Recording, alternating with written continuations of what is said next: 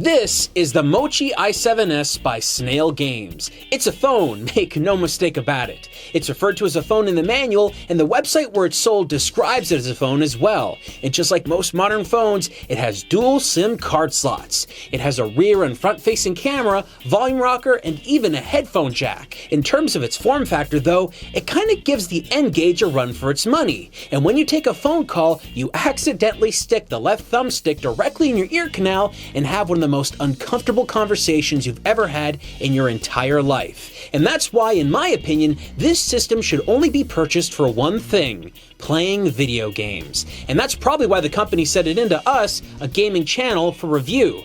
Can it possibly be a good gaming device, or will its phone-based roots hold it back? Let's find out. The Mochi has two thumbsticks, neither of which can be pushed in, a shield-style D-pad with a nice click to it, 4 face buttons that, just like the D-pad, are clicky, and just about the only things that don't feel great on here are 2 slightly loose shoulder buttons. You also have a power button, volume rocker, an array of motion sensing capabilities, as well as non-physical select and start buttons that are next to the bottom left and right of the touch-sensitive screen. Whenever you push those buttons, the system will vibrate to let you know that they've been activated. They may not be physical, but they do work. This doesn't have as many physical buttons as I would like, but what you get here is serviceable enough to run most retro game systems. Perhaps the most impressive thing about the Mochi is how well it's built. It feels on par with handhelds we've seen from major companies like Sony. Its body is constructed of a mix between plastic and metal, which gives it a good enough weight that feels premium and strong. I know that a lot of people, and even my fellow reviewers, tend to knock Chinese products for being cheaply produced, but here you can clearly see an attention to detail that stands out above the rest. But with that said, this is still distinctly Chinese. Check out the symbols used to distinguish the 4 face buttons: sun, moon, water, and mountain. It's very different, and I really like the look of this. You also have the ability to remove the back panel and replace the battery, and what you won't find is a micro SD card slot. But there is 64 gigabytes of built-in space with the ability to drag and drop files from your computer using USB-C. In general, whenever I look at a device like this from China, I'm typically met with tons of bootleg or illegal software. Sometimes games are pre-installed, or sometimes the Android operating system is so old that it has trouble running and installing newer software, and usually can't upgrade to a newer OS version. The Mochi i7s comes installed with a slightly customized version of Android 8.1. It's not the newest version, but it's close enough that I didn't have any issues running any games or apps. What is pre-installed though is a lot of Chinese software that, unless you understand the language, you won't be making much use of. One app that comes installed that I recommend is a program simply called Mochi. It acts as an overlay that gives you the ability to bind your physical controls to virtually all of your apps and games. However, the app will auto turn on for everything even if you don't need it, so you may need to disable it on a case-by-case basis. Now here is where we get to the really good stuff. This system has a Snapdragon 710 processor as well as 6 gigabytes of RAM along with a 6-inch 1080p screen. With these specs, you'll be able to run tons of games in high resolution without having to sacrifice performance, and you'll also be able to hear the games better with stereo speakers. The only downside is though that they put them on the back of the device, so even though they are pretty loud in my opinion, front-facing speakers would have probably been a lot better. So what can this system run? Well, because it's an Android device, obviously I ran tons of Android apps and games. I ran Grand Theft Auto San Andreas with all the settings set to max, and the game looks awesome and plays great, better than on almost any other Android system that I've used in the past. And the screen they use here really makes a difference and feels like it's the perfect size to play a game like this. Android games are rarely ever demanding, and I found that anything I threw at the system was easy to play with physical controls and look great while doing it. And because the controls are so good, I think I found some Android games I didn't like in the past being far better this time around. Android games can be really limited when it comes to game design in my opinion, especially when developers need to find a way to make a whole game work with a touchscreen alone. Having a device like this might just become my new standard when attempting to play any Android game moving forward, as long as it makes sense to use a thumbstick and buttons, not something like Angry Birds of course. When it comes to emulation, this thing is a powerhouse. It ran pretty much everything up to the Nintendo 64 without a problem. Early portable game systems were Snap as well, running at high resolutions with razor-sharp visuals and crisp, clear colors. The same can also be said for basically every home console from around this era as well.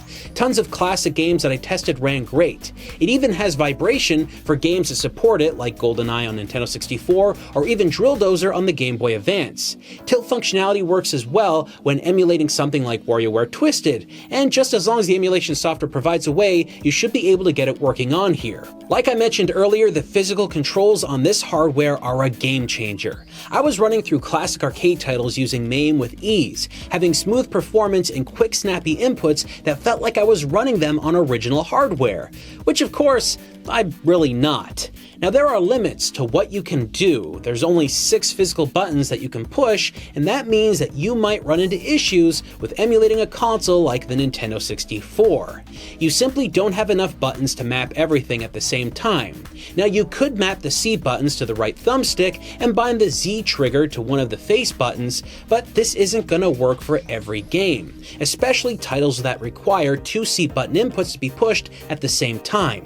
And once you get into PlayStation territory, you simply won't have enough buttons to bind both the shoulder buttons and the triggers, which is a shame, because this console can emulate PlayStation very, very well. You can resort to using the touchscreen for some of your inputs, but I'm not a fan of that method at all, because, well, the whole reason you'd get a system like this is to use the physical buttons. Now, despite having a physical controller limitation on certain games and consoles, this device is capable of going much higher than PlayStation in terms of emulation. The Nintendo DS emulation can be a bit tricky at points, but I found that I was capable of running tons of games at solid frame rates and resolutions with plenty of options to adjust if needed. The screen is big enough and the resolution is high enough that games on DS can be played with the screen sitting side by side. But if you don't like the way that looks, you could play your games in portrait mode, as long as the game that you're using primarily uses touchscreen controls. At that point though, you might as well be using your smartphone if it's powerful enough. Now, I'd recommend using this system in landscape, even if it looks a little bit awkward, because in that mode, it's easiest to access all the physical controls, and that's what makes this hardware so special. And I know a lot of you are probably hoping that GameCube emulation using Dolphin would work great on here, and well, it is pretty close to being perfect, but I couldn't get it to run flawlessly, so I just couldn't recommend it. Hiccups and slowdowns and audio problems plagued every game I tried. It could be possible with a future update in Dolphin to make the games run better on this hardware, but I simply couldn't get it to run properly just yet. Now, I've saved the best for last. There is one platform that you can emulate on this machine that I personally believe may in fact surpass the original hardware it was trying to mimic: PlayStation Portable. I'm a fan of the PSP and an even bigger fan of the PlayStation Vita, and for the longest time I felt the Vita was the ultimate way to play PlayStation Portable games, at least digitally. Well folks, the Mochi i7S is in my opinion one of the best ways to play PSP games portably that I've ever seen, and might be better than Vita in some ways. Just look at the hardware, it even looks like an oversized PSP, and everything you're seeing running here is running on the free version of PPSSPP. Running PSP games on a Vita is nice, but it's not even close to the resolution and the size of the screen on this system. You'll be able to run PSP games at a higher resolution, making them look incredible.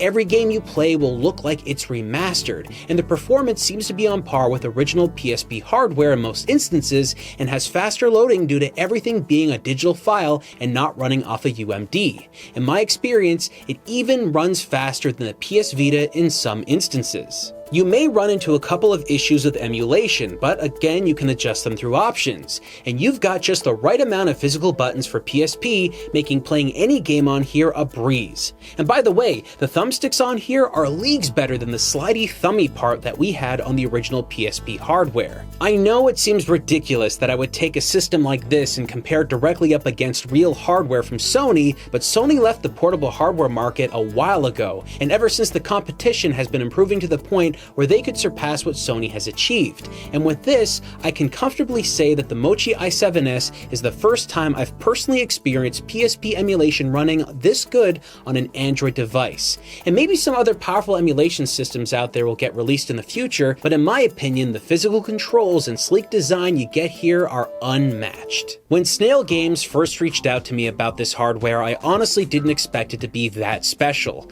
Maybe something that could run Android games a little better with some cool physical controls, but I wasn't prepared to be that blown away by the PSP performance on here. The Mochi i7s has opened my eyes to what Android is truly capable of, and I'm increasingly excited to see what's next for the platform and what future hardware might be out on the horizon. For now though, I highly recommend this system, but as a gaming device, not as a phone.